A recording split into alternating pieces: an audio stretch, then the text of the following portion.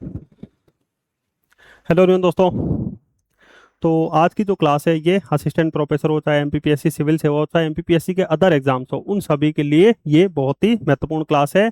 और साथ ही साथ इस क्लास में हम सारी चीज़ों को अच्छे से क्या करेंगे, याद भी करेंगे। और साथ ही साथ सभी क्वेश्चन जो आपके 1 से 2 क्वेश्चन इस टॉपिक से आ जाते हैं, वो भी आपके, यदि आपने पूरी अच्छे से क्लास देख ली तो आसानी से आपके क्या हो जाएंगे, ये सही हो जाएंगे। तो मध्य प्रदेश की अर्थव्यवस्था का ये टॉपिक है कि सतत विकास लक्ष्य जो है, उसमें मध्य प्रदेश की आखिरकार क्या प्रगति है, वो हम अच्छे से जानने का क्या करेंगे, प्रयास करेंगे। पहले सतत विकास लक्ष्यों का इतिहास जानेंगे, फिर कौन कौन से सतत विकास लक्ष्य हैं, फिर उनमें मध्य प्रदेश की क्या प्रगति है, वो हम अच्छे से क्या करेंगे, जानने का प्रयास करेंगे। ठीक है। तो चलिए शुरू कर लेते हैं। सबसे पहले देखिए सतत विकास। सतत यानी लगातार दोस्तों, क्या हो, विकास हो। इसको लेके हमने क्या बना लिए, कुछ लक्ष्य बना लिए हैं। सतत यानी लगातार दोस्तों जो है, ये विकास होता रहे, वर्तमान में भी विकास हो, भविष्य की पीढ़ियों को ध्यान में रखते हुए भी विकास हो, जिससे उनको भी जो चीजें हैं वो मिलती रहे। और सतत विकास हम करते रहेंगे और इसी के लिए ये लक्ष्य बनाए गए, तो इसीलिए इसका नाम क्या है, सतत विकास लक्ष्य हो जाएगा। सतत विकास लक्ष्य जो है, SDG जो है, ये 2015 में आया था। और इसमें टोटल 17 लक्ष्यों पे बात की गई है। कितने लक्ष्यों पे बात की गई है, 17 लक्ष्यों पे बात की गई है। और जो ये 17 लक्ष्य हैं, ये 2030 तक फुलफिल करने की बात की गई है। ठीक है। तो ये जो ये सतत विकास लक्ष्य है 2015 में आया, 17 टोटल इसमें लक्ष्य हो जाएंगे। और इनका उद्देश्य है कि हम 2030 तक जो है, इन सभी 17 लक्ष्यों को क्या कर लें, फुलफिल कर लें। तो 17 लक्ष्य क्या हैं, इन सारी चीज़ों को हम जानेंगे। और इसका उद्देश्य है कि गरीबी समाप्त हो, भुखमरी समाप्त हो, सबको अच्छा स्वास्थ्य मिले, पर्यावरण अच्छे संरक्षित हो, जलवायु पे काम हो, पर्यावरण में पानी में अच्छी चीजें हो, मतलब जो समुद्री जीव हैं उनका संरक्षण हो, समुद्री पर्यावरण बचा रहे, स्थल पे अच्छा पर्यावरण गतिविधियां सही हो, सस्ते शहर हो, टिकाऊ शहर हो। साथ ही साथ जो है, ये उपभोग उत्पादन जो है वो भी उसी हिसाब से हो, उपभोग भी हम सोच समझ के करें। तो यही पूरे लक्ष्य रखे गए हैं। यानी पर्यावरण, आर्थिक विकास को बढ़ावा देने के लिए ये सतत विकास लक्ष्य जो है, ये आए थे। अब इन लक्ष्यों का थोड़ा सा हम इतिहास समझने का प्रयास करें। अब इन सतत विकास लक्ष्यों का हम थोड़ा सा इतिहास से समझने का प्रयास करें, तो 1970 का दशक था, जब पर्यावरणीय समस्याओं और मानव विकास के बीच संबंधों पर वैश्विक ध्यान जो है केंद्रित किया जा रहा था, कि आखिरकार पर्यावरण का विकास कैसे किया जाए, साथ ही साथ मानव का विकास कैसे किया जाए। तो इस चीज को ध्यान में रखते हुए दोस्तों, विश्व स्तर पे ये जो है ध्यान केंद्रित हो रहा था। तो 1970 के 2 साल बाद 1972 में, 1972 में स्टॉकहोम में दोस्तों क्या हुआ था, स्वीडन के स्टॉकहोम में एक सम्मेलन हुआ था। इस सम्मेलन का उद्देश्य क्या था, इस सम्मेलन का उद्देश्य था कि पर्यावरण जो है उसे संरक्षित किया जाए, साथ ही साथ आर्थिक विकास को बढ़ावा दिया जाए। तो 1972 में आपको याद रखना है, स्वीडन के स्टॉकहोम में क्या हुआ था, सम्मेलन हुआ था। और इसका उद्देश्य क्या था, स्वीडन के स्टॉकहोम में जो सम्मेलन हुआ उसका उद्देश्य पर्यावरण संरक्षण और आर्थिक विकास को बढ़ावा देना था। यानी पर्यावरण संरक्षित हो, जैसे जलवायु पे काम हो, जैसे आप लक्ष्य नंबर 13 जो देखोगे उसमें जलवायु पे एक्शन की बात की गई है, आर्थिक विकास की भी बात की गई है, जैसे लक्ष्य नंबर 8 पे। तो अब ये जो अभी बात की गई, इसका इतिहास भी हमें देखने को मिलता है स्टॉकहोम सम्मेलन 1972 में, जिसमें पर्यावरण संरक्षण और आर्थिक विकास को बढ़ावा देने की बात की गई है। यानी ओवरऑल हमें सतत विकास लक्ष्य क्लियर तो देखने नहीं मिलते, पर उसकी नींव जो है ये हमें देखने को मिल गई थी। फिर उसके बाद 1983 में विश्व पर्यावरण और विकास आयोग की स्थापना की गई। 1983 में किसकी स्थापना की गई, विश्व पर्यावरण और विकास आयोग की स्थापना की गई, जिसकी अध्यक्ष कौन थी, नॉर्वे की पूर्व प्रधानमंत्री ग्रो हार्लेम ब्रटलैंड हो जाएगा। तो विश्व पर्यावरण और विकास आयोग की स्थापना 1983 में की गई, जिसकी अध्यक्ष कौन बनी थी, नॉर्वे की जो पूर्व प्रधानमंत्री हैं ब्रटलैंड, वो बन गई थी। इसी ब्रटलैंड ने 1987 में ब्रटलैंड रिपोर्ट जारी की। इन्हीं ब्रटलैंड ने 1987 में दोस्तों क्या की थी, ब्रटलैंड रिपोर्ट जो है ये जारी की थी। यानी विश्व पर्यावरण और विकास आयोग ने ब्रटलैंड रिपोर्ट जारी की थी, जिसमें बताया था हमारा साझा भविष्य यानी अवर यानी हम सबका जो कॉमन फ्यूचर होगा, वो रिपोर्ट जो है ये प्रस्तुत की थी।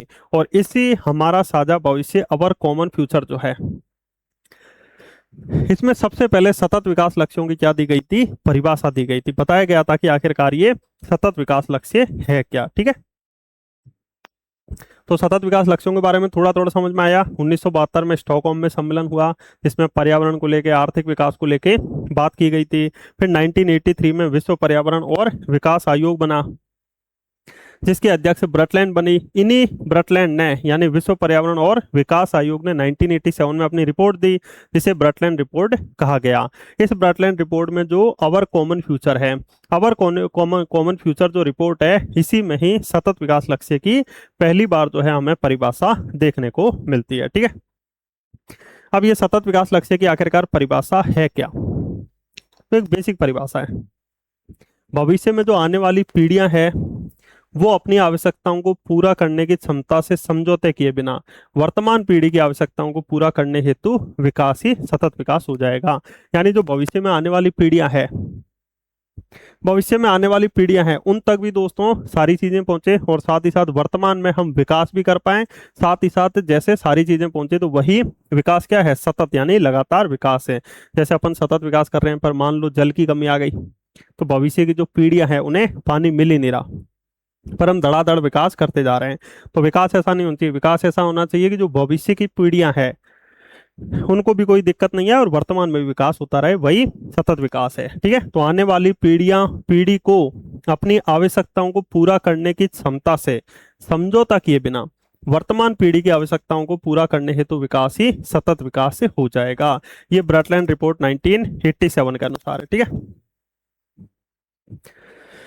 ब्रटलैंड रिपोर्ट 1987 के अनुसार हो जाएगा। और सतत विकास लक्ष्य जो है 17 वैश्विक लक्ष्यों का एक समूह हो जाएगा। इसका उद्देश्य क्या है, विश्व से गरीबी, भुखमरी, अच्छा स्वास्थ्य, सभी को समान न्याय मिले, यही सतत विकास लक्ष्य का क्या हो जाएगा, उद्देश्य हो जाएगा। तो ये परिभाषा सबसे पहले ब्रटलैंड रिपोर्ट,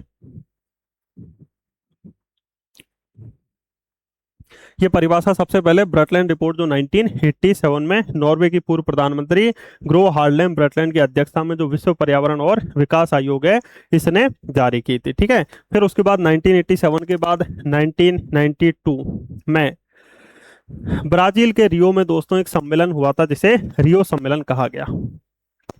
ठीक है, इसे पृथ्वी शिखर सम्मेलन भी कहा गया था। और यहाँ पर पर्यावरण को लेके, आर्थिक विकास को लेके एक एजेंडा 21 जो है ये अपनाया गया था। ठीक है, तो रियो सम्मेलन 1992 में हुआ था। इसे पृथ्वी शिखर सम्मेलन, पृथ्वी को कैसे बचाया जाए, पर्यावरण को कैसे बचाया जाए, इस चीज को ध्यान में रखते हुए एजेंडा 21 जो है ये अपनाया गया था। क्या अपनाया गया था, एजेंडा 21 जो है ये अपनाया गया था। अब इसी को ध्यान में रखते हुए सन 2000 में मिलेनियम डेवलपमेंट गोल्स आए थे। सन 2000 में दोस्तों क्या आए थे, मिलेनियम डेवलपमेंट गोल्स जो है ये आ गए थे। तो सन 2000 में याद रखना सहस्त्राब्दी विकास लक्ष्य यानी मिलेनियम डेवलपमेंट गोल्स सन 2000 में आ गए थे। सन 2000 में मिलेनियम डेवलपमेंट गोल्स हो जाएंगे, और ये 15 साल तक इन 8 लक्ष्यों पे काम किया जाएगा। प्रमुख रूप से जैसे गरीबी, भुखमरी, ये जो है मिलेनियम डेवलपमेंट गोल्स के अंतर्गत आएंगे। तो एमडीजी कब आया था, सन 2000 में आया था। लक्ष्य कब तक रखा गया था, 2015 तक लक्ष्य रखा गया था। परंतु इन जो ये मिलेनियम डेवलपमेंट गोल्स है, इन पे इतना काम नहीं हो रहा था।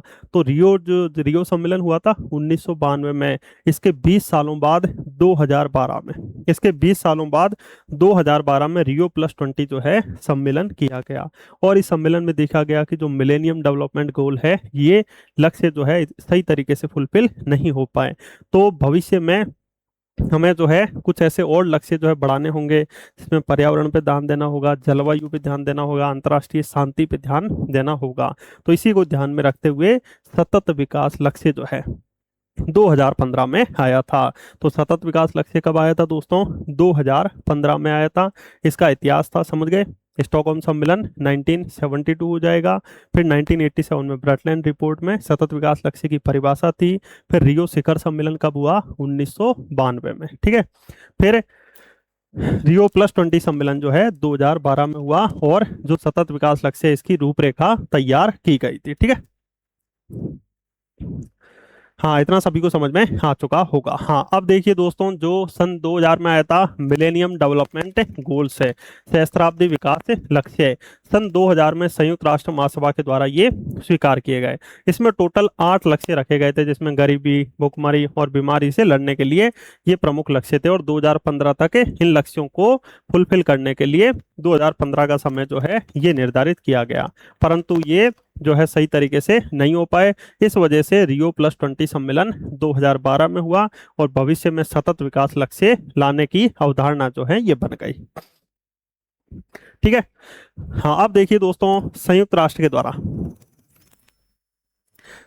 के द्वारा 2015 में जो 70वीं बैठक हुई थी ना, इसमें अगले 15 सालों के लिए सतत विकास लक्ष्य क्या किए गए, निर्धारित किए गए, जिसमें गरीबी, भुखमरी, अशिक्षा, ग्रह की रक्षा करने, शांति और समृद्धि को सुनिश्चित करने के उद्देश्य से ये जो सतत विकास लक्ष्य जो है ये लाए गए थे। जो मिलेनियम डेवलपमेंट गोल था ना, इसमें गरीबी, भुखमरी, स्वास्थ्य वगैरह की बात की गई। इसमें बहुत सारे जो सतत विकास लक्ष्य जो आया, इसमें मिलेनियम डेवलपमेंट गोल की तुलना में और भी बहुत सारे लक्ष्य जोड़े गए थे। जैसे सस्ती और अच्छी ऊर्जा की बात की गई, आर्थिक विकास की बात की गई, उद्योगों की बात की गई, असमानताओं को दूर करने की बात की गई, टिकाऊ शहरों की बात की गई, जिम्मेदारी के साथ उपभोग और उत्पादन की बात की गई। तो ये कुछ प्रमुख नए लक्ष्य जो है सतत विकास लक्ष्य यानी सस्टेनेबल डेवलपमेंट गोल यानी SDG जो है, उसमें ये लक्ष्य जो है जोड़ दिए गए थे। तो संयुक्त राष्ट्र के जो 193 सदस्य हैं, इन्होंने इस चीज को क्या किया था, एक्सेप्ट किया था। किसकी जगह पे, मिलेनियम डेवलपमेंट गोल की जगह पर। और 2015 में ये जो है क्या किया गया था, अपनाया गया था। और ये लक्ष्य 1 जनवरी 2016 से पूरे वर्ल्ड में लागू हो गए। कब तक होंगे ये लक्ष्य, 2030 तक फुलफिल करने की इनको बात की गई। ठीक है। तो सतत विकास लक्ष्य, इसको संयुक्त राष्ट्र एजेंडा भी कहा जाता है। और लक्ष्यों की प्राप्ति रखी गई 2030 तक। ठीक है, लक्ष्यों की प्राप्ति कब तक रखी गई, 2030 तक बात की गई। इसमें कितने लक्ष्य थे, एक साथ मिलकर अपन सभी लक्ष्यों पे काम कर लेंगे। तो इनके टोटल लक्ष्य थे एक साथ 17, जबकि उप लक्ष्य कितने थे, 169। ठीक है, लक्ष्य कितने हो जाएंगे, 17 हो जाएंगे, उप लक्ष्य कितने हो जाएंगे, 169, या प्रयोजन जो है 169 हो जाएंगे। तो 17 लक्ष्य हो जाएंगे और प्रयोजन जो है कितने हो जाएंगे, 169 हो जाएंगे। ठीक है, 17 लक्ष्य हो जाएंगे और प्रयोजन जो है आप सभी को याद रखना है 169 या उप लक्ष्य। लक्ष्य के अंदर भी और भी डिटेल में बातें की, उप लक्ष्य। यही क्वेश्चन अपना MPPSC सिविल सेवा में आया था। MPPSC का जो अभी सिविल सेवा हुआ था, उसमें ये क्वेश्चन पूछा गया था। ठीक है, ध्यान रखना। और इसका मूल मंत्र, मोटो क्या था, कोई पीछे ना छूटे, लीव नो वन बिहाइंड हो जाएगा। ठीक है, तो ये आपको ध्यान रखना, सतत विकास लक्ष्य। अब सबसे पहले हमें यहाँ से क्वेश्चन क्या क्या आते हैं,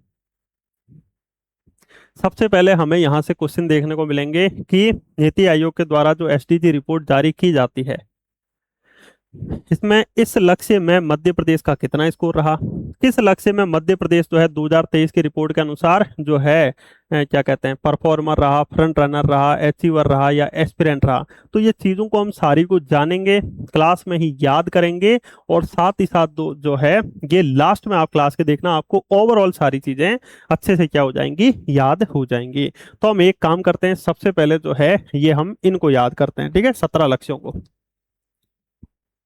17 लक्ष्यों को याद करने के लिए हमें वही ट्रिक बनानी पड़ेगी। 1 से सिगरेट या डंडा दिखना चाहिए, 2 से ये देखो बत्तख दिखनी चाहिए, 3 से चश्मा दिखना चाहिए, 4 से नाव दिखनी चाहिए, 5 से हुक दिखना चाहिए, 6 से हॉकी दिखनी चाहिए, 7वें से साथ साथ मिलके अपन कुछ ना कुछ अच्छी ऊर्जा की बात करेंगे, 8 यानी ठाठ या स्नोमैन हो जाएगा,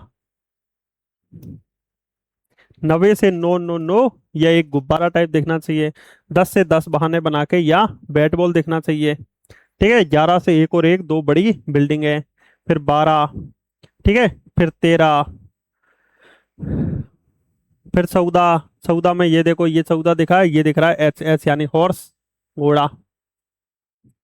15, 15 अगस्त पे अपन झंडा फहराते हैं, लड्डू खाते हैं, तो इससे 15 विजुअल कर लेंगे।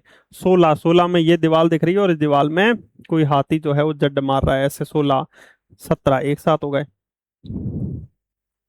ठीक है, तो ये टोटल सॉरी टोटल जो है 17 लक्ष्य हो जाएंगे। इन पे हम जो है काम करेंगे। तो सबसे पहले हम याद करते हैं, सबसे पहले 5 5 लक्ष्यों का कॉम्बिनेशन बनाते हैं जिससे आपको लक्ष्य अच्छे से याद हो जाए। कोई भी सरकार आती है तो सबसे पहले क्या कहती है, गरीबी दूर करेंगे, ठीक है। तो सबसे पहला लक्ष्य अपने क्या है, गरीबी को समाप्त किया जाएगा 2030 तक। सभी राष्ट्रों से कहा गया कि आपको अपने यहाँ गरीबी को समाप्त करना है। गरीबी समाप्त करेंगे, गरीबी के बाद भुखमरी समाप्त करेंगे। तो गरीबी भुखमरी, गरीबी भुखमरी, तो सबसे पहले हम क्या समाप्त करेंगे, गरीबी पहले नंबर पे कि कोई सिगरेट नहीं पिएगा, हटा दो, गरीबी समाप्त करनी है। दूसरे नंबर पे भुखमरी, दूसरे नंबर पे हम क्या समाप्त करेंगे, भुखमरी, सबको खाना मिले। तो गरीबी भुखमरी। अब तीसरे नंबर पे अच्छा स्वास्थ्य और खुशहाली। अब तीसरे को याद करो, दो तो ऐसे याद रह जाएंगे, गरीबी भुखमरी। अब गरीबी दूर हो गई, सबको खाना खिला दिया, तो अब जो जो बीमार पड़ रहे हैं उनको हम लेके जाएंगे डॉक्टर पे। अब डॉक्टर आप देखते हो चश्मा पहनते हैं, तो डॉक्टर का पूरा चश्मा टूट गया तो बचा आधा, तो आधा से 3, यानी डॉक्टर पर हम जाएंगे तो अच्छा स्वस्थ रहेंगे, और स्वस्थ रहेंगे तो खुश रहेंगे। तो सबसे पहला गरीबी, दूसरा भुखमरी, तीसरा अच्छा स्वास्थ्य और खुशहाली, ठीक है। अच्छा स्वास्थ्य और खुशहाली के बाद आइए फिर चौथा, अच्छी क्वालिटी की शिक्षा। अब शिक्षा में आपने सुना होगा घर वाले अपने क्या कहते हैं कि बेटा मैं तो जो है नदी पार करके जाता था पढ़ाई करने, तू क्यों नहीं कर रहा है, तू क्यों नहीं कर रहा है, मैं तो जो है नदी पार करके पढ़ाई करने जाता था। तो आपने कहा कि पिताजी आप नदी पार करके क्यों जाते थे, ये 4 दिख रहा है, आप नाव में बैठ के क्यों नहीं जाते थे, हम तो नाव में बैठ के चले जाते। तो नाम से याद रहेगा 4। चौथा लक्ष्य क्या है, गुणवत्तापूर्ण शिक्षा हो जाएगा। तो सबसे पहला गरीबी, दूसरा भुखमरी, तीसरा अच्छा स्वास्थ्य और खुशहाली, चौथा गुणवत्तापूर्ण शिक्षा। चौथा क्या हो जाएगा दोस्तों, गुणवत्तापूर्ण शिक्षा हो जाएगा। तो गरीबी, भुखमरी, अच्छा स्वास्थ्य और खुशहाली, और चौथे नंबर पे क्या हो जाएगा, गुणवत्तापूर्ण शिक्षा, अच्छी क्वालिटी की शिक्षा, ठीक है। चलिए हमने अच्छी क्वालिटी की शिक्षा जो है नाव में बिठा के दे दी, नदी पार कर ली, शिक्षा मिल जाएगी। अब 5वें नंबर पे लैंगिक समानता, महिलाओं को पुरुषों के बराबर समान अवसर मिले किसी भी चीज में, तो लैंगिक समानता दूर हो, लैंगिक असमानता दूर हो, लैंगिक समानता आए। तो 5वां लक्ष्य दोस्तों अपना क्या हो जाएगा, लैंगिक समानता हो जाएगा। ऐसे याद रखो कि एक लड़का है एक लड़की है, वो हुक से ऐसे लटक के आ रहे हैं, क्यों, क्योंकि दोनों को बराबर समानता चाहिए, ठीक है।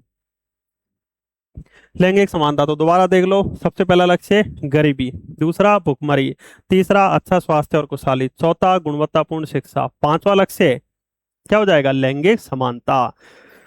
हाँ छठा आइए दोस्तों, स्वच्छ जल और स्वच्छता। अब वहां पे आप देखते हो दोस्तों गांवों या कस्बों में क्या होता है, एक बड़ा सा टैंकर आता है और धड़ाम से सभी लोग जो है अच्छा पानी पीने के लिए चले जाते हैं।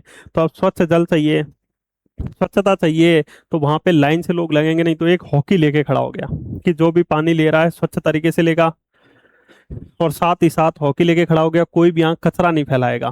तो स्वच्छ जल और स्वच्छता, हॉकी से याद रहेगा 6, या फिर आपको याद रखना है लक्ष्य नंबर 6। लिंक बना लो, गरीबी भुखमरी समाप्त हुई तो डॉक्टर पे ले गए, अच्छा स्वास्थ्य, फिर नाव में बिठा के पार की पढ़ाई के लिए, तो गुणवत्तापूर्ण शिक्षा 4 नंबर का लक्ष्य, ठीक है। 5वां लक्ष्य दोस्तों क्या हो जाएगा, लैंगिक समानता।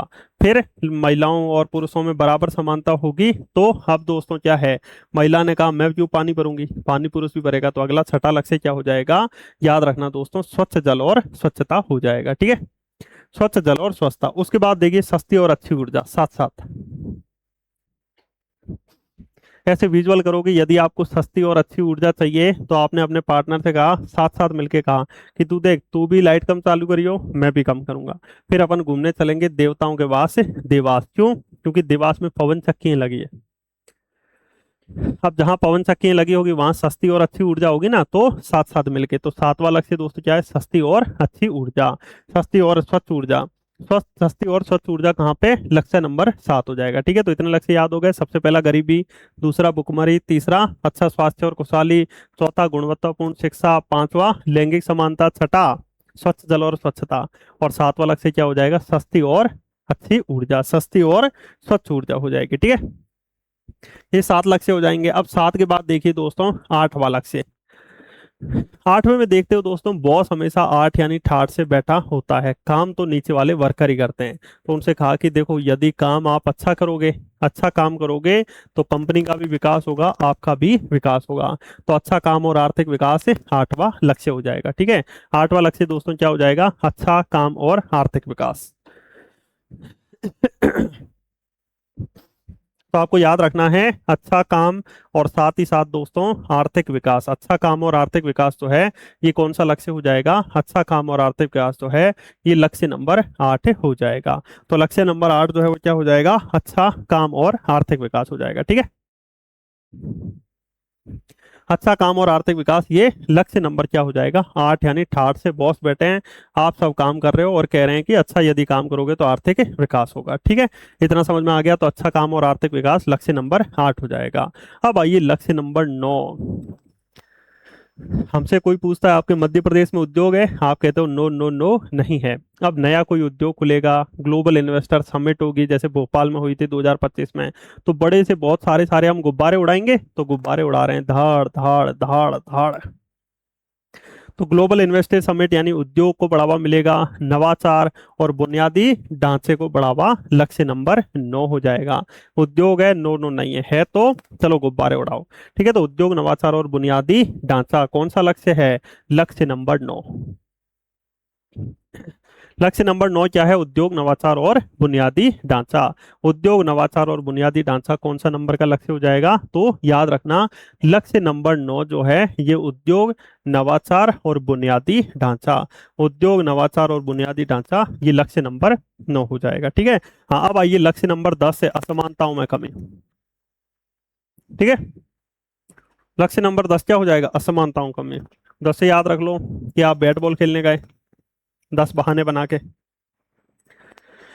तो सभी लोगों ने कहा कि सभी समान रूप से खेलेंगे, सभी जो है कैसे खेलेंगे? समान रूप से खेलेंगे, असमानता नहीं आएगी, किसी में भी क्या नहीं आएगी? असमानता नहीं आएगी। तो आपको याद रखना दोस्तों, इंपॉर्टेंट, असमानताओं में कमी, ये लक्ष्य नंबर कौन सा हो जाएगा? 10 हो जाएगा। ठीक है, लक्ष्य नंबर 10 कौन सा हो जाएगा? असमानताओं में कमी, सभी में समानता होगी, चाहे गरीबी हो, भुखमरी हो। ठीक है, सभी को कोशिश किया जाएगा आर्थिक रूप से, सामाजिक रूप से सभी समान हो। तो असमानताओं की कमी लक्ष्य नंबर 10 है, सभी को बैट बॉल खिलाना है। ठीक है, ऐसे याद रखो।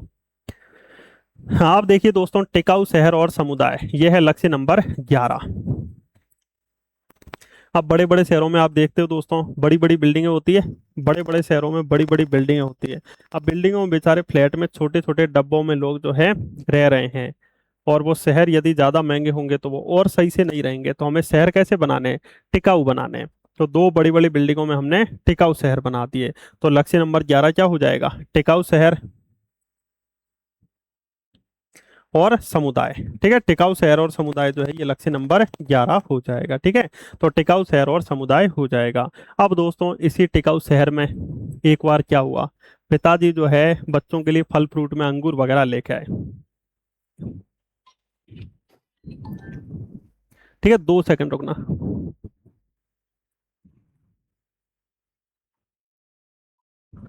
हाँ तो दोस्तों अब आगे देखिए। ठीक है, हाँ तो हमने जो है टिकाऊ शहर और समुदाय देख लिए, लक्ष्य नंबर 11। हाँ, अब टिकाऊ शहर के अंदर पिताजी आप सभी के लिए क्या लेके आए? फल फ्रूट लेके आए, अंगूर वगैरह लेके आए। अब अंगूर वगैरह लेके आए तो पिताजी ने रख दिए फ्रिज में। फ्रिज में अंगूर वगैरह लेके आए और पिताजी ने कहा कि चलो ठीक है, हम जो है सुबह खाएंगे, हम जो है क्या करेंगे? सुबह जो है ये अंगूर खाएंगे। अब सुबह अंगूर खाएंगे तो उसके बाद हमें क्या देखने को मिलता है? सुबह पिताजी को क्या मिलेंगे? अंगूर मिलेंगे? नहीं मिलेंगे। तो पिताजी ने समझाया, बेटा सबके लिए अपन को अंगूर छोड़ना है, जिम्मेदारी के साथ उपभोग करना है, ऐसा नहीं कि एक साथ धड़ाधड़ गिर जाओगे, ये नहीं होनी चाहिए। ठीक है, तो जिम्मेदारी के साथ उपभोग करना है और जिम्मेदारी के साथ उत्पादन। ठीक है, तो लक्ष्य नंबर 12 क्या है? जिम्मेदारी के साथ उपभोग और उत्पादन। जबकि लक्ष्य नंबर 11 क्या है? टिकाऊ शहर और समुदाय। लक्ष्य नंबर 10 क्या है? असमानताओं में कमी। लक्ष्य नंबर 4 क्या है? गुणवत्तापूर्ण शिक्षा। 5 लैंगिक समानता। 6 स्वच्छ जल और स्वच्छता। 7 सस्ती और अच्छी ऊर्जा। 8 अच्छा काम और आर्थिक विकास। लक्ष्य नंबर 1 गरीबी, दूसरा भुखमरी, तीसरा अच्छा स्वास्थ्य और खुशहाली हो जाएगा। लक्ष्य नंबर 12 समझ में आ गया, जिम्मेदारी के साथ उपभोग उत्पादन। लक्ष्य नंबर 13 यदि जलवायु पे आप काम नहीं करोगे तो इस समय तेरा घाटा मेरा कुछ नहीं जाता। ठीक है, तो लक्ष्य नंबर 13 क्या हो जाएगा, जलवायु कार्रवाई हो जाएगी।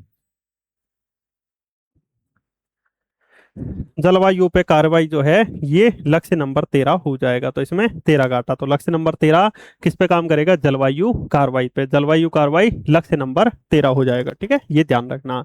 तो लक्ष्य नंबर 13 क्या हो जाएगा, जलवायु कार्रवाई हो जाएगी। हाँ, उसके बाद देखिए दोस्तों, लक्ष्य नंबर 13 के बाद लक्ष्य नंबर 14। 14 से ऐसे विजुअल करो, हॉर्स, ये दिख रहा है 14, और इसमें दिख रहा होगा HORS, हॉर्स। तो ऐसे विजुअल करो कि ये समुद्र है, इसी समुद्र के किनारे एक हॉर्स दौड़ रहा है, और हमने कहा कि समुद्री जो जीव है, समुद्री पर्यावरण है, इसको लक्ष्य मतलब इसको नुकसान ना पहुंचे, यही लक्ष्य नंबर 14 है। तो लक्ष्य नंबर 14 क्या है, पानी के नीचे जीवन। लक्ष्य नंबर 14 क्या है दोस्तों, पानी के नीचे जीवन। और लक्ष्य नंबर 15 स्थल पर जीवन, जमीन पर जीवन। ठीक है, तो जमीन पर हमने झंडा गाड़ दिया 15 अगस्त पे, तो लक्ष्य नंबर 15 याद रहेगा दोस्तों, किस पे जीवन है, जमीन पर जीवन। जबकि लक्ष्य नंबर 14 किस पे है, पानी के नीचे जीवन। पानी के नीचे जीवन लक्ष्य नंबर 14, जबकि लक्ष्य नंबर 15 जमीन पर जीवन हो जाएगा। ठीक है, उसके बाद आइए लक्ष्य नंबर 16, यानी हमने कहा कि शांति से काम करो। ठीक है, शांति, न्याय और मजबूत संस्थाओं की बात की गई। शांति, न्याय और मजबूत संस्थाएं की स्थापना की जाएगी, लक्ष्य नंबर 16 हो जाएगा। ठीक है, और लक्ष्य नंबर 17 जो है ये इन सभी लक्ष्यों के लिए, इन सभी लक्ष्यों के लिए अंतर्राष्ट्रीय स्तर पे कोई साझेदारी करनी है तो आप कर सकते हो। तो इस तरह दोस्तों ये टोटल 17, एक साथ टोटल 17 लक्ष्य हो गए। थोड़ा सा याद करने की कोशिश कीजिए। सबसे पहला गरीबी, दूसरा भुखमरी, तीसरा अच्छा स्वास्थ्य और खुशहाली, चौथा गुणवत्तापूर्ण शिक्षा, पांचवा लैंगिक समानता, छठा स्वच्छ जल और स्वच्छता, सातवां साथ साथ सस्ती और अच्छी ऊर्जा, आठवां अच्छा काम और आर्थिक विकास, नवा उद्योग नवाचार बुनियादी ढांचे, 10वां असमानताओं की कमी, 11वां टिकाऊ शहर, 12वां जिम्मेदारी के साथ उपभोग और उत्पादन, 13वां जलवायु कार्रवाई, 14वां पानी में जीवन, 15वां जमीन पर जीवन, 16वां शांति, न्याय और मजबूत संस्थाएं, और 17वां लक्ष्य इन सभी लक्ष्यों के लिए साझेदारी हो जाएगी। ठीक है, इन सभी लक्ष्यों पे भारत सरकार, मध्य प्रदेश सरकार ने काम किया है, बिल्कुल गरीबी को समाप्त करने के लिए बहुत सारे काम किए, जैसे प्रधानमंत्री किसान सम्मान निधि योजना, मुख्यमंत्री किसान कल्याण योजना, प्रधानमंत्री फसल बीमा योजना। ठीक है, इसके अलावा नरेगा योजना, ये सभी योजनाएं हो जाएंगी। गरीबी भुखमरी को समाप्त करने के लिए भी जो है भरपेट भोजन आपको मिलता ही है।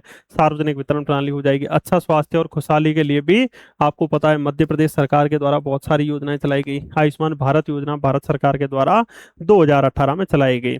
मध्य प्रदेश में भी ग्रामीण स्तर पर उप स्वास्थ्य केंद्र, प्राथमिक स्वास्थ्य केंद्र, सामुदायिक स्वास्थ्य केंद्र, जिला चिकित्सालय जो है ये हमें देखने को मिल जाएंगे। ठीक है, गुणवत्तापूर्ण शिक्षा की हम बात करें तो नई शिक्षा नीति 2020 में आई थी। ठीक है, इसके अलावा सर्व शिक्षा अभियान हो जाएगा, निःशुल्क शिक्षा अधिनियम हो जाएगा। इसके माध्यम से गुणवत्तापूर्ण शिक्षा पे ध्यान दिया जा रहा है।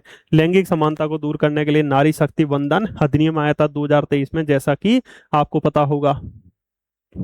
स्वच्छ जल और स्वच्छता के लिए भी अच्छे टिकाऊ शहर बनाए जा रहे हैं। सस्ती और अच्छी ऊर्जा के लिए जो गैर पारंपरिक ऊर्जा के स्रोत हैं उन पे ध्यान दिया जा रहा है, चाहे पवन ऊर्जा हो, सौर ऊर्जा हो, चाहे कुछ और हो। ठीक है, तो सस्ती और स्वच्छ ऊर्जा हो जाएगी। उसके बाद देखिए लक्ष्य नंबर 8, अच्छा काम और आर्थिक विकास पे बात की जा रही है, यानी अच्छा काम हो और आर्थिक विकास हो। लक्ष्य नंबर 9, उद्योग नवाचार, नो नो नो, उद्योग नवाचार बुनियादी ढांचे के लिए मध्य प्रदेश में ग्लोबल इन्वेस्टर समिट हो रही है। रीजनल इन्वेस्टर समिट जो है कॉन्क्लेव हो रही है मध्य प्रदेश में, ये ध्यान रखना। ठीक है, असमानताओं में कमी की बात की गई है। ठीक है, सभी को समान रखा जाएगा, सामाजिक, आर्थिक, धार्मिक स्तर पर सभी को जो है वो क्या रखा जाएगा, समान। असमानताओं कमी, शहर टिकाऊ होंगे जिससे शहर में जो है लोग आसानी से रह सकें, ज्यादा महंगे शहर जो है ये ना हो, टिकाऊ शहर और समुदाय हो। 12वां लक्ष्य जिम्मेदारी के साथ उपभोग। उपभोग जो अपन को करना है जिम्मेदारी के साथ रहे, जिससे भविष्य जो पीढ़ियां आ रही है उनके लिए भी उत्पादन के लिए, उपभोग के लिए चीजें मिले। जलवायु पे हमें क्या करना होगा, 13वें नंबर का लक्ष्य जलवायु पे कार्रवाई करनी होगी। 14वें नंबर का लक्ष्य है पानी के नीचे जीवन। पानी के नीचे जो जीव जंतु हैं, पेड़ पौधे हैं, पर्यावरण है, उसको बचाने पर भी काम करना होगा। स्थल पर जो पर्यावरण है, पेड़ पौधे हैं, उन पे काम करना होगा। 16वें नंबर का लक्ष्य क्या है? शांति, न्याय और मजबूत संस्थाओं को लेके काम है। और 17वां लक्ष्य है लक्ष्यों के लिए अंतर्राष्ट्रीय स्तर पर साझेदारी करनी पड़ी तो की जाएगी। ठीक है, तो ये टोटल 17 जो है ये लक्ष्य हो जाएंगे। ये टोटल 17 जो है क्या हो जाएंगे? लक्ष्य हो जाएंगे। अब देखिए दोस्तों, सतत विकास लक्ष्य का सूचकांक कैसे पता चलेगा हमें जो है सतत विकास लक्ष्य में कौन सा देश अच्छा काम कर रहा है, कौन सा देश खराब काम कर रहा है, किसकी क्या रैंकिंग है। तो इसीलिए एक सतत विकास लक्ष्य सूचकांक जो है ये जारी किया जाता है। तो अंतर्राष्ट्रीय स्तर पर सतत विकास लक्ष्य,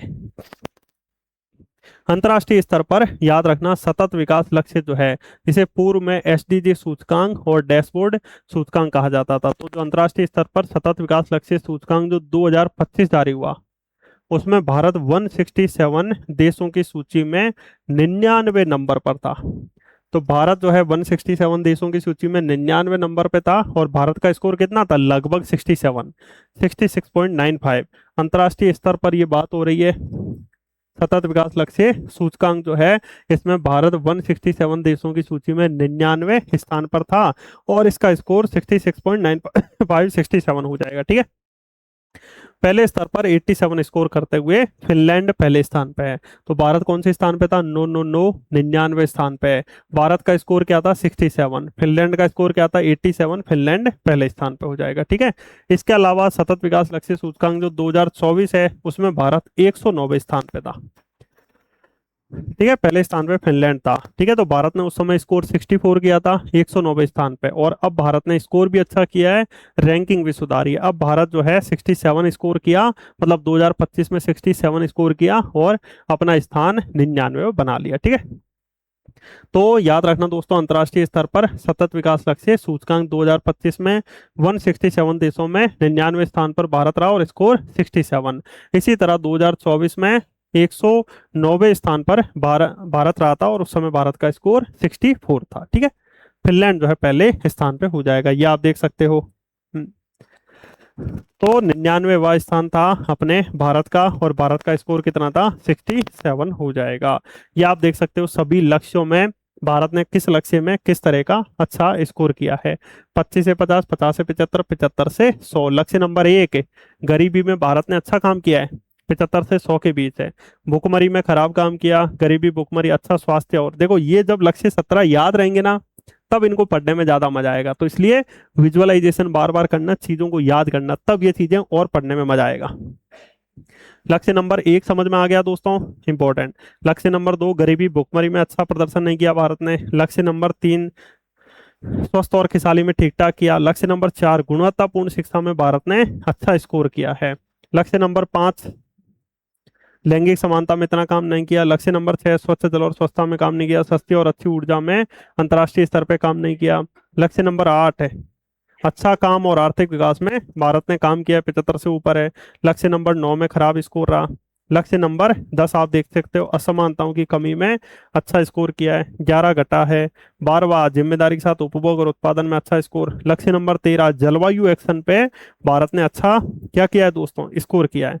इसके अलावा 14, 15, 16, 17 में इतना अच्छा स्कोर भारत ने नहीं किया है। ठीक है, तो ये बस समझने के लिए है। तो सतत विकास लक्ष्य सूचकांक जो रैंकिंग जारी हुई उसमें भारत का स्कोर कितना रहा? 67, रैंकिंग 99 रही थी। ठीक है, हाँ, तो ये पूरे लक्ष्य जो है ये लिखे हुए हैं। तो ये अंतर्राष्ट्रीय स्तर पे हमने जाना सतत विकास लक्ष्य सूचकांक। हाँ, एक चीज और दोबारा बोल दीजिए, सबसे पहला गरीबी, दूसरा भुखमरी, तीसरा अच्छा स्वास्थ्य और खुशहाली, चौथा गुणवत्तापूर्ण शिक्षा, पांचवा, चौथा गुणवत्तापूर्ण शिक्षा, पांचवा क्या हो जाएगा? पांचवा, पांचवा लैंगिक समानता, छठा स्वच्छ जल और स्वच्छता, सातवां सस्ती और अच्छी ऊर्जा, आठवां जिम्मेदारी के साथ काम, अच्छा काम और आर्थिक विकास, नवा जो है ये ध्यान रखना उद्योग नवाचार बुनियादी ढांचा, 10वां असमानताओं कमी, 11वां टिकाऊ शहर, 12वां जो है जिम्मेदारी के साथ उपभोग और उत्पादन, 13वां जलवायु एक्शन, 14 पानी में जीवन, 15 स्थल पर जीवन और 16वां जो है शांति, न्याय और मजबूत संस्थाओं पर काम करेंगे। ठीक है,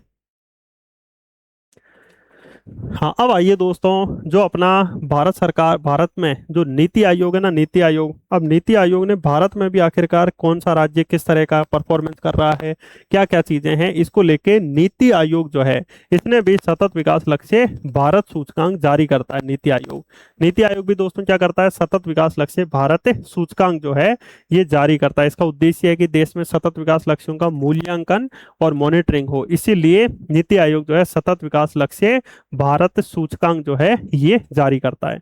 सबसे अभी तक नीति आयोग जो है सतत विकास लक्ष्य भारत सूचकांक 4 बार जारी कर चुका है।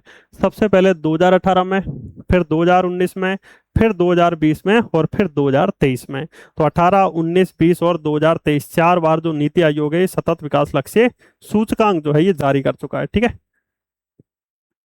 हाँ, यह सूचकांक प्रत्येक राज्य और केंद्र शासित प्रदेश के लिए 16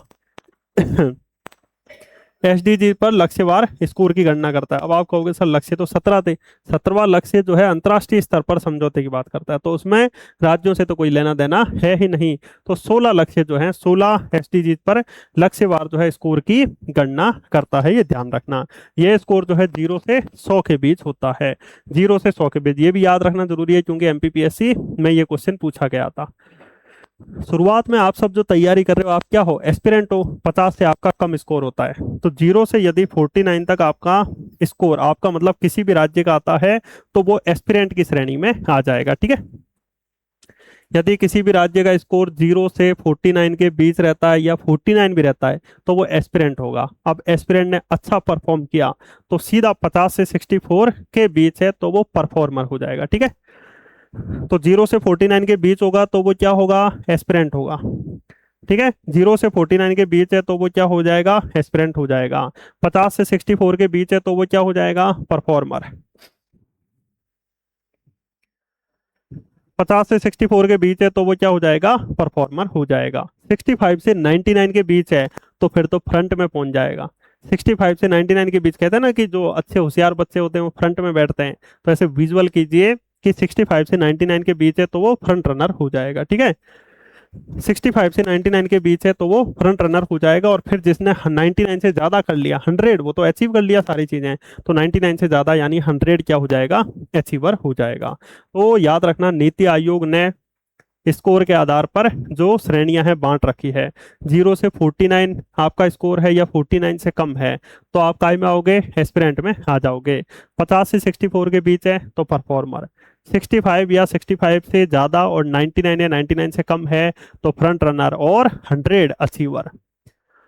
ठीक है, तो एस्पिरेंट हो जाएगा, परफॉर्मर हो जाएगा, फ्रंट रनर हो जाएगा और अचीवर हो जाएगा। एस्पिरेंट दोबारा बोलिए, 0 से 49, परफॉर्मर 50 से 64, फ्रंट रनर 65 से 99 और अचीवर जो है 100 हो जाएगा। ठीक है, इसी आधार पे अभी ये चीज अच्छे से याद नहीं हुई ना, तो आगे वाली चीजें अच्छे से याद नहीं होगी।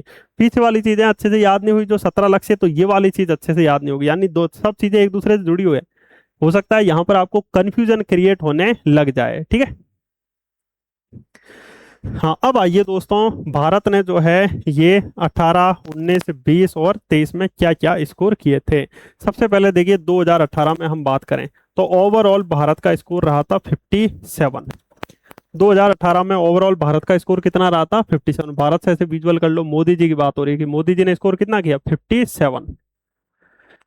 ठीक है, 57, 57, 57 हो जाएगा। 2019 में हम बात करें तो भारत का स्कोर कितना रहा था, 60 हो जाएगा। ठीक है, 2019 में भारत का स्कोर कितना रहा, 60 रहा। 2020 में भारत का स्कोर 66 रहा। देखो यहाँ पर 57, 60 तीन बढ़े, यहाँ 3 दूनी 6 बढ़ गए, और फिर 66 के बाद 5 बढ़े, 66, 67, 68, 69, 70, 71। और 2023-24 में जो नीति आयोग के द्वारा जारी रिपोर्ट है, इसमें ओवरऑल भारत का स्कोर 71 रहा था। ठीक है, ओवरऑल भारत का स्कोर कितना रहा था, 71 हो जाएगा। तो सबसे पहले 2018 में स्कोर कितना रहा, 57 रहा। 2019 में स्कोर कितना रहा, 60 रहा। 2020 में स्कोर कितना रहा, 66 रहा। और 2023-24 में जो नीति आयोग के द्वारा भारतीय डैशबोर्ड सतत विकास लक्ष्यों को लेकर सूचकांक जारी किया गया, उसमें भारत का स्कोर 71 रहा था। ठीक है, तो 57, 60, 66 और 71 हो जाएगा। अब देख सकते हो जब 2018 में, ये देखो, ये आप देख सकते हो दोस्तों, ये रेड है, मतलब समझ रहे हो, ये एस्पिरेंट है, ये परफॉर्मर है, ये फ्रंट रनर है, और अचीवर तो कोई है ही नहीं। अब धीरे धीरे एस्पिरेंट की संख्या कम हो गई ओवरऑल स्कोर राज्यों में। एस्पिरेंट अपना मध्य प्रदेश देखो शुरुआत में कैसा रहा, शुरुआत में दिख रहा है मध्य प्रदेश कैसा रहा था दोस्तों। Aspirant, performer, front runner, achiever कोई है ही नहीं। तो मध्य प्रदेश शुरुआत में एस्पिरेंट रहा था नहीं, परफॉर्मर रहा था। यहाँ पर भी परफॉर्मर रहा था यहाँ पर भी परफॉर्मर रहा था, पर यहाँ फ्रंट रनर पहुंच गया। इसका मतलब हम कह सकते हैं कि 0 से 49 के बीच यदि मध्य प्रदेश का स्कोर होता तो मध्य प्रदेश एस्पिरेंट रहता। तो अभी तक मध्य प्रदेश एस्पिरेंट नहीं रहा, मध्य प्रदेश शुरुआत से ही क्या रहा है, परफॉर्मर रहा है। इसका मतलब मध्य प्रदेश का ओवरऑल स्कोर 2018 से ही हम बात करें तो परफॉर्मर की श्रेणी में रहा। इसका मतलब मध्य प्रदेश का स्कोर शुरुआत से ही 50 से 64 के बीच रहा है। समझ में आ रहा है जो मैं कह रहा हूँ। 0 से 49 या 49 के बीच क्या रहेगा, एस्पिरेंट स्कोर, मतलब एस्पिरेंट कहलाएगा। 50 से 64 के बीच परफॉर्मर, 65 से 99 के बीच फ्रंट रनर, और 99 से ज्यादा अचीवर हो जाएगा। तो इसका मतलब अपना मध्य प्रदेश जो है शुरुआत में परफॉर्मर, यहाँ परफॉर्मर, यहाँ परफॉर्मर, यहाँ फ्रंट रनर। इसका मतलब यहाँ पर मध्य प्रदेश का स्कोर 65 से 99 या 65 या 99 रहा है। भारत का स्कोर 57, 60, 66 और साथ ही साथ 71 रहा है। ठीक है, इतना समझ में आ गया। हाँ, अब देखिए ये तो हो गया अपने भारत का। भारत का जो स्कोर ओवरऑल तो 71 रहा 2023-24 में। 2023-24 में भारत का ओवरऑल स्कोर जो है ये 71 रहा, पर प्रत्येक लक्ष्य में भारत का स्कोर क्या रहा 2023-24 में, ये आप देख सकते हो। गरीबी में 72, भुखमरी में 52, अच्छा स्वास्थ्य खुशहाली में 77, गुणवत्तापूर्ण शिक्षा में 61। यानी आप पूरा तो याद कर नहीं पाओगे, पर आप ये तो याद कर सकते हो ना कि भारत का सबसे कम स्कोर किसमें रहा, लक्ष्य नंबर 1, 2, 3, 4, 5, 5 यानी लैंगिक समानता में, जेंडर इक्वलिटी में। मात्र भारत का स्कोर 49 ही रहा था। फिर स्वच्छ जल स्वच्छता में अच्छा, सबसे अच्छा स्कोर भारत ने किसमें किया, सस्ती और अच्छी ऊर्जा में। ये नीति आयोग के द्वारा 2023-24 का एसडीजी सूचकांक है, जिसमें मैं भारत का स्कोर बता रहा हूं, वो भी प्रत्येक लक्ष्य के अनुसार। लक्ष्य मतलब समझ रहे हो, जो 17 लक्ष्य अभी याद कराए थे। 7वें नंबर का लक्ष्य, ठीक है, सस्ती और अच्छी ऊर्जा। सस्ती और अच्छी ऊर्जा के मामले में आपको याद रखना 2023 में के अनुसार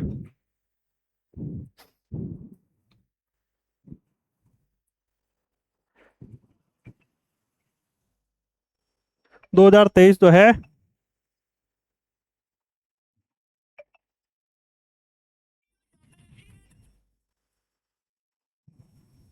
ठीक है, 2023 के अनुसार जो है भारत ने स्वच्छ, सस्ती और अच्छी ऊर्जा के मामले में सबसे ज्यादा स्कोर किया, जबकि सबसे कम लैंगिक समानता के मामले में। ये भारत है, भारत है तो आपको मोदी जी से सोचना, नहीं तो बहुत ज्यादा कंफ्यूज हो जाओगे। इन सबसे पहले आपको 17 लक्ष्य याद रखने हैं, वो दिमाग में आना बहुत बड़ी बात है। फिर aspirant, performer, front runner, achiever याद रखना है, वो दिमाग में आना और बड़ी बात है। फिर उसके बाद प्रत्येक लक्ष्य में भारत और मध्य प्रदेश ने क्या स्कोर किया, वो भी याद रख पाना बहुत बड़ी बात है। ठीक है, समझ गए। Aspirant, performer, front runner, achiever. Green मतलब फ्रंट रनर, येलो मतलब परफॉर्मर, रेड मतलब एस्पिरेंट, और ये ब्लू सा कलर जो है अचीवर। अचीवर तो कोई भी लक्ष्य में भारत ने अचीव नहीं किया। ठीक है, हाँ, अब उसके बाद देखिए ये दोस्तों 2018 से लेके 2023 तक 4 बार नीति आयोग के द्वारा एसडीजी सूचकांक जारी किया गया है। और इस एसडीजी सूचकांक जो ये 4 बार जारी किया गया है, इसमें मध्य प्रदेश का क्या स्कोर रहा, मध्य प्रदेश की क्या रैंकिंग रही, और स्कोर के अनुसार आप निकाल सकते हो कि मध्य Pradesh aspirant, performer, front runner या अचीवर रहा। हालांकि मैंने आपको अभी बता दिया, 3 में परफॉर्मर, लास्ट वाले में फ्रंट रनर। ठीक है, हाँ, अब सोचिए दोस्तों, नीति आयोग के द्वारा सबसे पहला जो एसडीजी सूचकांक 2018 में जारी किया गया, भारत का स्कोर कितना था 57, दूसरे में भारत का स्कोर 60, फिर 66, फिर 71। तो भारत का स्कोर याद हो गया, ये हटा दो, नहीं तो मैं बार बार 3-4 चीजें याद कराऊंगा तो आपको कंफ्यूजन होगा। सबसे पहले चलिए दोस्तों, नीति आयोग के द्वारा एसडीजी सूचकांक 2018 में जारी हुआ, उसमें सबसे पहले नंबर पे हिमाचल प्रदेश रहा था। ठीक है, जिसका स्कोर 69 रहा था, वो फ्रंट रनर था। 69 फ्रंट रनर मतलब समझ गए, इसका 65 से 99 के बीच होगा वो फ्रंट रनर, 99 से ऊपर अचीवर। 60 50 से 64 के बीच परफॉर्मर। अब मध्य प्रदेश का स्थान हमें जानना जरूरी है। मध्य प्रदेश का स्थान रैंकिंग राज्यों में 20वां, यूटी को भी मिला दें 27वां रैंकिंग थी, पर मध्य प्रदेश का स्कोर इंपॉर्टेंट है 52। और 50 से 64 के बीच क्या था? परफॉर्मर। 0 से 49 के बीच एस्पिरेंट। 50 से 64 के बीच परफॉर्मर। 65 से 99 के बीच फ्रंट रनर, और 99 से ऊपर अचीवर हो जाएगा। ठीक है, तो मध्य प्रदेश का स्कोर कितना रहा? 52 रहा। और 52 जैसे ही निकालोगे तो 50 से 64 मतलब परफॉर्मर। हाँ, 52 को कैसे याद रखें? तो 2018 का समय है। अच्छा, 2018 में कोई ऐसी महत्वपूर्ण घटना हुई हो? कौन सी? कोई ऐसी महत्वपूर्ण घटना 2018 में, उससे लिंक कर लो तो याद रहेगा। जैसा कि आप सभी को पता है, ये अपनी स्वास्थ्य, विश्व की सबसे बड़ी स्वास्थ्य सेवा योजना भारत सरकार के द्वारा शुरू की गई थी। तो इससे जोड़ लो कि अब अपन को स्वास्थ्य से डर नहीं लगेगा। मध्य प्रदेश के लोगों को भी सतत अपन विकास करेंगे। तो डर है, ये डर दिख रहा है, डर, डर ये हो गया। तो मध्य प्रदेश का स्कोर 2018 में कितना रहा? 52 रहा। 52 रहा तो सोच लो 50 से 64 के बीच में मतलब परफॉर्मर रहा। ठीक है, चलिए दोस्तों, अब आगे देखिए। द्वितीय नीति आयोग के द्वारा एसडीजी सूचकांक में 2019 में जो आया, भारत का स्कोर 60 हो गया। ठीक है, सबसे पहले नंबर पे अब तीनों में केरल रहा। केरल, केरल, यहाँ पे केरल और उत्तराखंड है। केरल रहा था पहले स्थान पे। मध्य प्रदेश का स्थान यहाँ 15वां रहा, यूटी सहित 22वां। और मध्य प्रदेश का स्कोर महत्वपूर्ण है 58। ठीक है, और मध्य प्रदेश 58 मतलब 50 से 64 के बीच रहा। इसका मतलब मध्य प्रदेश कैसा है? परफॉर्मर हो जाएगा। ठीक है, परफॉर्मर हो जाएगा। अब देखिए 58 को कैसे याद रखें। 5 को मैं ऐसे लिख लेता हूँ, 8 को लिख लेता हूँ 8 टा। ठीक है, और ये देखो मैंने फेर दिया। तो मान लो कि विजुअल कर लो, 2019 का समय है, 2020 में कोरोना आ गया था। तो चलो अपन डेट पे चल जाते हैं। अब डेट कौन सी डेट है? जेल वाली है, मतलब कोर्ट वाली डेट है, या कौन सी है वो आप डिसाइड कर लेना। पर मध्य प्रदेश का स्कोर 2019 में 58 रहा था। ठीक है, सबसे पहले कितना रहा? 52, फिर 58 रहा। सबसे पहले कितना रहा था? 52 रहा था 2018 में। 2019 में 58 रहा। 15वीं रैंकिंग रही थी मध्य प्रदेश की। 2, 4, 10 चीजें आपको एक साथ याद रखनी है, तो हो सकता है आपको कंफ्यूज हो जाओ आप। तो मध्य प्रदेश का स्कोर सबसे पहले 52 रहा था 2018 में। 2019 में याद रखना मध्य प्रदेश का स्कोर 58 रहा। फिर आइए दोस्तों, तृतीय एसडीजी सूचकांक जो 2020 में आया था। तृतीय भारत एसडीजी सूचकांक जो 2020 में आया था, उसमें भारत का स्कोर 66 रहा। भारत का स्कोर 66 रहा, और केरल पहले स्थान पर रहा। मध्य प्रदेश का स्थान था 11वां, यूटी सहित 17वां, और मध्य प्रदेश का स्कोर रहा 62। 50 से 64 के बीच परफॉर्मर में रहेगा। 0 से 49 के बीच एस्पिरेंट रहेगा। तो 50 से 64 के बीच परफॉर्मर है, इसका मतलब 62 है। तो मध्य प्रदेश का स्कोर 62, मध्य प्रदेश रहा परफॉर्मर। ठीक है, तो याद रखना दोस्तों, performer, performer, performer. 52, 58, 62, 52, 58, 62, performer, performer और परफॉर्मर हो जाएगा। ठीक है, तो ये आप सभी को अच्छे से ध्यान रखना है। ठीक है, 52 परफॉर्मर, 58 परफॉर्मर और 62 परफॉर्मर हो जाएगा। ये मध्य प्रदेश का जो है स्कोर रहा। और Madhya Pradesh aspirant, performer, front runner, achiever में सब तीनों में परफॉर्मर ही रहा है। पर अब जो 2023-24 के द्वारा 23-24 में नीति आयोग के द्वारा जो एसडीजी सूचकांक जारी किया गया, इसमें पहले स्थान पे थे केरल और उत्तराखंड। भारत का स्कोर ओवरऑल 71 रहा। पहले स्थान पे केरल और उत्तराखंड हो जाएंगे 79 स्कोर के साथ। मध्य प्रदेश का स्थान 18वां रहा, वैसे यूटी को मिला दें तो 23वां। जबकि मध्य प्रदेश का स्कोर कितना रहा? 67। एमपीपीएससी प्री में ये स्कोर पूछ चुका है 2020 के अनुसार। साथ ही साथ ये भी पूछ चुका है कि मध्य प्रदेश परफॉर्मर रहा या फ्रंट रनर रहा या क्या रहा। तो 2023-24 के नीति आयोग के एसटीजी सूचकांक के अनुसार मध्य प्रदेश का स्कोर रहा 67। ठीक है, मध्य प्रदेश का स्कोर कितना रहा था? 67 रहा था। और मध्य प्रदेश 67 मतलब 65 से 99 के बीच है। इसका मतलब मध्य प्रदेश अब पहुंच गया फ्रंट रनर पे। ठीक है, इसका मतलब मध्य प्रदेश अब जो है ये पहुंच गया किस में, फ्रंट रनर में पहुंच गया। तो ये थोड़ा थोड़ा आपको याद रखना है। 2018 में मध्य प्रदेश का स्कोर 52, 2019 में मध्य प्रदेश का स्कोर 58, 2020 में मध्य प्रदेश का स्कोर 62 और 2023 में मध्य प्रदेश का स्कोर 67 हो जाएगा। ठीक है, भारत का स्कोर 57, 60, 66 और 71 हो जाएगा। ठीक है, ये आपको ध्यान रखना है, महत्वपूर्ण हो जाएगा। थोड़ा थोड़ा याद करने की चीजों की कोशिश करो, फिर ये याद कर लेना। ठीक है, मध्य प्रदेश का स्थान 18वां और यूटी सहित 23वां हो जाएगा। मध्य प्रदेश का स्कोर 67 रहा, फ्रंट रनर हो जाएगा। ठीक है, हाँ अब आइए, ये भी बहुत इंपॉर्टेंट है, यहां से भी क्वेश्चन आपके बनेंगे। मध्य प्रदेश का स्कोर कितना रहा, 67। मध्य प्रदेश की रैंकिंग क्या रही, 18वां।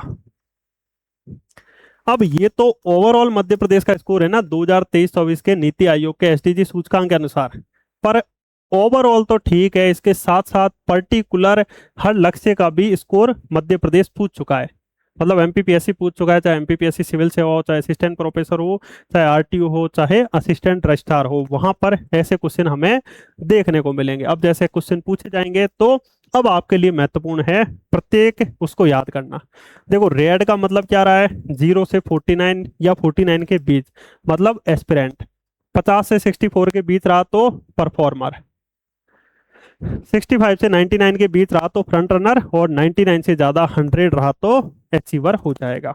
तो मध्य प्रदेश का कोई भी ऐसा लक्ष्य नहीं है जिसमें मध्य प्रदेश ने अचीवर किया हो। एस्पिरेंट, परफॉर्मर, फ्रंट रनर अपना मध्य प्रदेश रहेगा। ठीक है, तो सबसे पहले गरीबी के मामले में मध्य प्रदेश का स्कोर 67 रहा। इसका मतलब मध्य प्रदेश 65 से 99 के बीच है। इसका मतलब मध्य प्रदेश ने पहले लक्ष्य में फ्रंट रनर रहा। ठीक है, पहले लक्ष्य में फ्रंट में रहा, फ्रंट रनर हो जाएगा। अब दूसरा लक्ष्य जो है 48, देखो 4 8 का टा, पैंट, पैंट पहन लिया, भुखमरी गरीबी, भुखमरी उसको खाना वाना खिलाया, पैंट पिलाया, तो पैंट तो पहना लिया पर बेचारा बहुत ही भूखा था, तो ये एस्पिरेंट रहा। 48 स्कोर है मतलब समझ गए, एस्पिरेंट रहा। रेड रेड हो गया, बिल्कुल ऐसे विजुअल कर लो, रेड रेड से एस्पिरेंट, तो भूखा था बेचारा, खून खून बह रहा, रेड रेड हो गया तो एस्पिरेंट हो जाएगा। ठीक है, सबसे पहले लक्ष्य में 67 स्कोर किया, फ्रंट रनर। दूसरे लक्ष्य में 48 स्कोर किया, बेचारा एस्पिरेंट रहा। ठीक है, तीसरे लक्ष्य में परफॉर्मर, 56 से 56 इंच का सीना लेके डॉक्टर बैठे हैं और डॉक्टर इलाज कर रहे हैं। क्यों, क्योंकि स्वस्थ और स्वच्छता था, याद है, स्वास्थ्य, अच्छा स्वास्थ्य और खुशहाली, सस्ता नहीं, अच्छा स्वास्थ्य और खुशहाली था। तीसरा लक्ष्य डॉक्टर पहना चश्मा, तो इसमें मध्य प्रदेश ने 56 स्कोर किया। 56 मतलब 50 से 64 के बीच, 50 से 64 मतलब परफॉर्मर। दोस्तों इसमें दिमाग हिलता है, ध्यान रखना। ठीक है, अब देखिए लक्ष्य नंबर 3 हो गया। 4 और 5 में मध्य प्रदेश ने बहुत खराब स्कोर किया। शिक्षा की क्वालिटी मध्य प्रदेश में बहुत घटिया है। लैंगिक समानता के मामले में मध्य प्रदेश बहुत पीछे है। तो शिक्षा में 49, 49 को ऐसे याद रखो, 49 को ऐसे याद रखो, 49 से ऐसे लिख लो, फा और ना से ना, फैन। अब शिक्षा यानी टीचर में, वो मेरे बहुत बड़े बड़े फैन है, पता है आपको, मजाक कर रहा हूँ। ठीक है, तो फैन, फैन से ऐसे याद रख लो कि आप नाव पार करी तो आपके फैन हो जाएंगे, फैन। तो 49, 49 किया मतलब 0 से 49 या 49 के बीच है मतलब एस्पिरेंट है।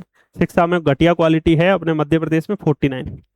फिर लैंगिक समानता 48, वापस पैंट पहन ली, पैंट पहनी दिया, तो भुखमरी, भुखमरी और लैंगिक समानता में मध्य प्रदेश का स्कोर जो है 48 रहा। ठीक है, मध्य प्रदेश का स्कोर कितना रहा, 48 रहा। तो सबसे पहले गरीबी में 67। ठीक है, लक्ष्य नंबर हम लिख सकते हैं दोस्तों, ये क्या है, फ्रंट रनर है। फ्रंट रनर किस किस लक्ष्य में रहा, लक्ष्य नंबर 1 में। ठीक है, फिर 2 3 4 5, लक्ष्य नंबर 6 में, 7 में। ठीक है, और अभी अपन आगे देख लेंगे। फ्रंट रनर के बाद परफॉर्मर में हम लिख सकते हैं अभी तक लक्ष्य नंबर 1 2 3, 3 में रहा। एस्पिरेंट बेचारा रेड रेड है, लक्ष्य नंबर 2 में, लक्ष्य नंबर 4 में और लक्ष्य नंबर 5 में। ठीक है, 2 4 5। ठीक है, तो 2 4 5 जो है उसमें याद रखना दोस्तों, मध्य प्रदेश एस्पिरेंट रहा। 2 में 48, 4 में 49 और 5 में 48। अब उसके बाद आइए लक्ष्य नंबर 6, स्वच्छ जल और स्वच्छता, अच्छा पानी दे रहा अपना मध्य प्रदेश। मध्य प्रदेश का स्कोर 87 रहा। ठीक है, मध्य प्रदेश का स्कोर कितना रहा? 87। लक्ष्य नंबर 6 स्वच्छ जल और सस्ता में 87 है, मतलब 65 से 99 के बीच, मतलब फ्रंट रनर। फिर स्वच्छ क्या कहते हैं, सस्ती और अच्छी ऊर्जा। सस्ती और अच्छी ऊर्जा 7-7, लक्ष्य नंबर 7 में मध्य प्रदेश का स्कोर 90 रहा। 90 मतलब समझ रहे हो, 65 से 99 मतलब फ्रंट रनर रहा। यहाँ 90 रहा, 87। अब वापस आइए, अच्छा काम, काम अच्छा लोग कर नहीं रहे हैं अपने मध्य प्रदेश के। मध्य प्रदेश के लोग जो है काम अच्छा नहीं कर रहे हैं। 64 रहा लक्ष्य नंबर 8 में। 64 मतलब 0 से 49 क्या था? एस्पिरेंट। 50 से 64 क्या था? परफॉर्मर। यानी मध्य प्रदेश से लक्ष्य नंबर 6 में भी, सॉरी लक्ष्य नंबर 8 जो है उसमें भी क्या रहा? परफॉर्मर रहा। लक्ष्य नंबर 3 में परफॉर्मर, लक्ष्य नंबर 8 में परफॉर्मर रहा। अब मध्य प्रदेश का सबसे कम स्कोर किस लक्ष्य में रहा? लक्ष्य नंबर 9। ये एमपीपीएससी में क्वेश्चन पूछा जा चुका है कि लक्ष्य नंबर 9 उद्योग नवाचार और बुनियादी ढांचे में मध्य प्रदेश का स्कोर जो है सबसे कम रहा। उद्योग नवाचार और बुनियादी ढांचा जो है उसमें मध्य प्रदेश का स्कोर क्या रहा? सबसे कम रहा। तो लिख सकते हैं एस्पिरेंट लक्ष्य नंबर 9। 2 4 5 9, 2 4 5 और 9 में मध्य प्रदेश कैसा रहा? एस्पिरेंट रहा, यानी 49 या 49 से कम स्कोर रहा है मध्य प्रदेश का। ठीक है, चलिए रुकिए जरा 1 मिनट।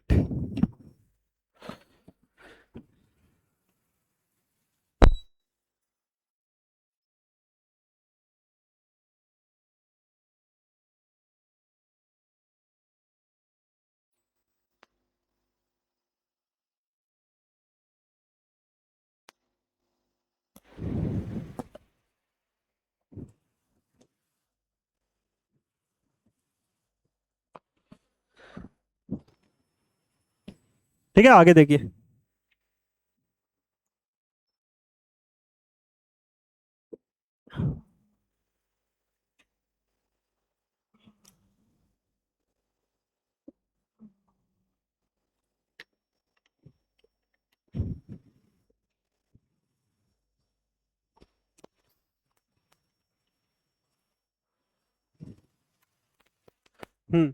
ठीक है, तो ये लक्ष्य नंबर 9 याद रखना। उद्योग नवाचार बुनियादी ढांचे में मध्य प्रदेश का स्कोर सबसे कम रहा 2023-24 के नीति आयोग के एसडीजी सूचकांक के अनुसार।